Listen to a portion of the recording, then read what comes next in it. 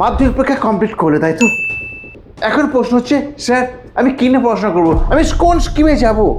Arts, commerce, science, কোনটাতে যাব? কোনটা বেটার? কোনটা করলে আমার জীবনে সফলতা আসবে? তাই তো? এটা তোমার মনের প্রশ্ন। 80% স্টুডেন্টস কনফিউজড হয়ে আছে, আমি কোনটাতে যাব, আমি কী নিয়ে পড়াশোনা করবো, আমি কী কী সাবজেক্ট চুজ করব। আজকে তোমাদের আমি এই নিয়ে একটা এলাবোরেটলি ক্লাস নিতে আমি এসেছি। Arts, commerce, science. দেখো, আর্টসে কি সাবজেক্ট আছে, কমার্সে কি সাবজেক্ট আছে এবং সায়েন্সে কি সাবজেক্ট আছে। মোট তোমাকে 5টা সাবজেক্ট নিয়ে পড়তে হবে, মোট 5 সাবজেক্টস। কেমন? এক একটা সাবজেক্টসে 40 মার্কস থাকবে। সেমিস্টার 1-এ 40 মার্কস, সেমিস্টার 2-এ 40 মার্কস, মোট হবে 80 মার্কস এবং প্রজেক্ট থাকবে 20 মার্কস, দিয়ে 100 হবে। ক্লিয়ার?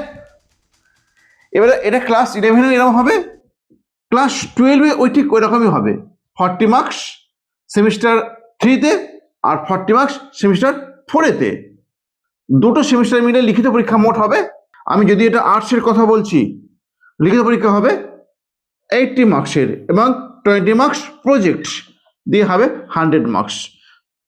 তোমার এই 12-এ যে নাম্বারটা পাবে, মানে সেমিস্টার 3-তে আর সেমিস্টার 4-এতে, তোমার সেটাই গ্র্যান্টেড হবে। কেমন? 11টা গ্র্যান্টেড হবে না, তবে 11টা বলছে যে তোমাদের মার্কসে উল্লেখ থাকবে 11 নাম্বারটা। ক্লিয়ার হয়ে গেল? এবার যেসব সাবজেক্টে প্র্যাকটিক্যাল আছে তাদের নাম্বার আরও কমে যাবে, তাদের নাম্বার হয়ে যাবে 35। এইবার তোমার আর্টস কমার্সে তুমি কী কী সাবজেক্ট নেবে, মোট সাবজেক্ট থাকবে 5টা। আর যদি কেউ বলে 4th সাবজেক্ট, সেইটা অ্যাড হলে 6টা সাবজেক্ট হবে। তাহলে এই পর্যন্ত ক্লিয়ার? তোমাকে মোট 5টা সাবজেক্ট নিয়ে পড়তে হবে। ক্লিয়ার?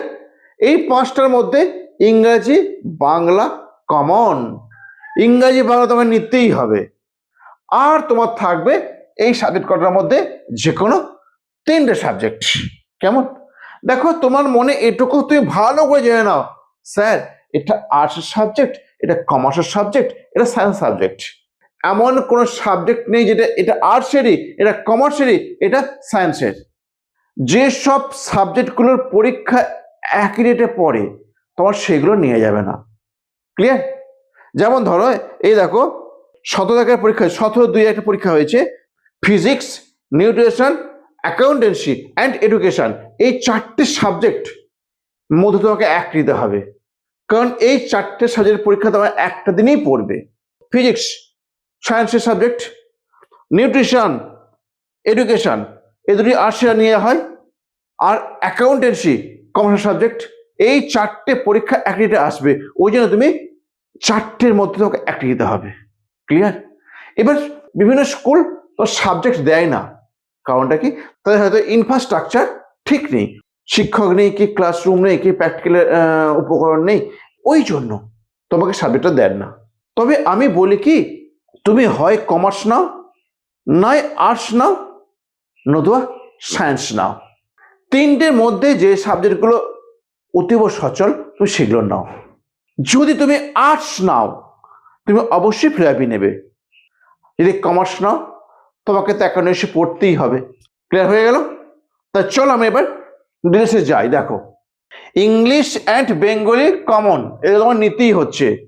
তোমার সাবজেক্টের মধ্যে প্রথম থাকবে লাইকিং সাবজেক্ট অ্যান্ড সেকেন্ড থাকবে স্কোরিং সাবজেক্ট। লাইকিং সাবজেক্ট আর কোরিং সাবজেক্ট। লাইকিং মানে যে সাবজেক্টে তোমার ইচ্ছা হচ্ছে পড়তে সেইটা, অ্যান্ড স্কোরিং যেগুলো নাম্বার তোলা যায়। দেখো, তোমাকে অনেকে বলবে তুই পল সায়েন্স, তুই হিস্ট্রি, এগুলো নিয়ে, এগুলো অনেক দরকার লাগে চাকরির পরীক্ষায়। হ্যাঁ, আমিও তোমার সঙ্গে একমত, এগুলো চাকরির পরীক্ষায় দরকার লাগে। দেখো, তুমি এইচএস পাস করার পর, বিএ পাস করার পর তবে চাকরির পরীক্ষায় বসবে, ইয়েস, তখন তুমি পড়ে বার করে দিতে পারবে, কিন্তু উচ্চ মাধ্যমিক পরীক্ষা তুমি লাইফে একবারই দেবে। সেইখানটা যতখানি পারবে নাম্বারটা বেশি তুলে নাও।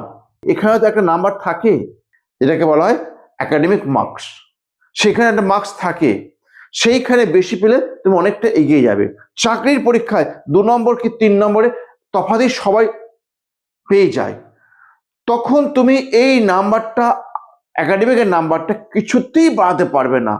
কিন্তু লিখিত পরীক্ষা যেটা কোশ্চেন আসতে বলছে এই পল সায়েন্স থেকে, হিস্ট্রি থেকে, সেখানে তুমি চাকরির পরীক্ষা আগে পড়ে তুমি সেই সাবজেক্টটা নাম্বার ক্যারি করতে পারবে, কিন্তু এখানে পারবে না। সুতরাং ওইগুলো অ্যাভয়েড করেছিল, ওইগুলো স্কোরিং সাবজেক্ট নয়, ওইগুলো লাইকিং সাবজেক্ট। এবার আমি আসছি, দেখো ইংলিশ আর বেঙ্গলি তুমি নিয়ে ফেললে, জিওগ্রাফি খুব ভালো সাবজেক্ট, যদি তুমি পারো তো অবশ্যই নেবে, scoring subject. Sanskrit scoring subject, philosophy scoring subject. কেমন? এই তিনটে নিয়ে তুমি চলো। তোমাকে যদি কেউ বলে তুই 4 সাবজেক্ট নে, তুমি অ্যাভয়েড করে চলবে। 4 সাবজেক্ট সেইটাই যখন তুমি এই 5টায় কম নাম্বার পাবে, তখন তোমাকে ওটাতে সাপোর্ট দেবে। হয়তো ধরো তুমি সংস্কৃতে কম পেলে, তুমি 4 সাবজেক্ট নিয়েছো, এডুকেশনে বেশি পেয়েছো, তখন তোমার সংস্কৃতটা 4 সাবজেক্ট হয়ে যাবে আর এডুকেশনটা মেন সাবজেক্ট হয়ে যাবে। কেমন? তুমি বেস্ট 5, তুমি 6টা সাবজেক্ট নিলে 5টা যেটা বেশি পেলে সেটা তোমার গ্র্যান্ড করবে। কি দরকার তোমার নেওয়ার, আবার একটা এক্সট্রা টিচার নেওয়া, আবার একটা মাথায় হেডেক দেওয়া, ওই টাইমটা যদি তুমি এইখানে দাও, এগুলো ভালো, আর আরো অনেক অনেক অনেক ভালো হবে, অনেক ভালো হবে। কেমন? যদিও তোমার এটা নিজের উপর ডিপেন্ড করছে, তুমি যেটা ভালো বুঝবে তুমি সেটা করবে। আমি দেখো এই যে লিখেছি না, ফিলোসফি অ্যান্ড সোশ্যালজি, দেখো এই দুটো পরীক্ষা এক রেটে পড়ে। তোমার এইটা নতুবা এইটা, যে কোনো তুমি একটা চুজ করতে পারবে।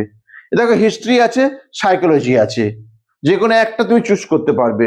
দেখো computer application, environment study and AI, তুমি যে কোনো একটা চুজ করতে পারবে এই করার মধ্যে।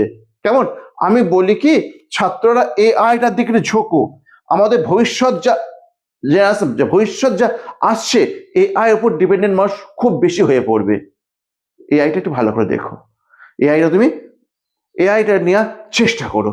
তারপর দেখো এডুকেশন অ্যান্ড নিউট্রিশন, এই দুটো স্কোরিং সাবজেক্ট, তুমি নিতে পারো এইগুলো। কেমন? এইগুলো খুব বেশি স্কোরিং সাবজেক্ট। পর কম্পিউটার অ্যাপ্লিকেশন, এটাও স্কোরিং সাবজেক্ট। কেমন? তুমি এইগুলো চুজ করতে পারো, তবে যেটা নেবে একটাই থাকার চেষ্টা করবে। কমার্সের একটা সায়েন্সের, একটা আর্টসের সাবজেক্ট, এরকম তুমি করে বসো না, বুঝলে? যেখানে থাকবে একদিকেই থাকবে। হয় পিওর সায়েন্স নাও, ম্যাথটা অবশ্যই নেবে, নতুবা পিওর আর্টসের দিকে যাও, কমার্সের দিকেও তুমি যেতে পারো। কেমন? এর অনেক লাইন আছে, তবে তোমাকে এমসিএ করার পর লাইন তুমি খুঁজে পাবে। ক্লিয়ার? ঠিক আছে, চলো আজকে এইটুকুই।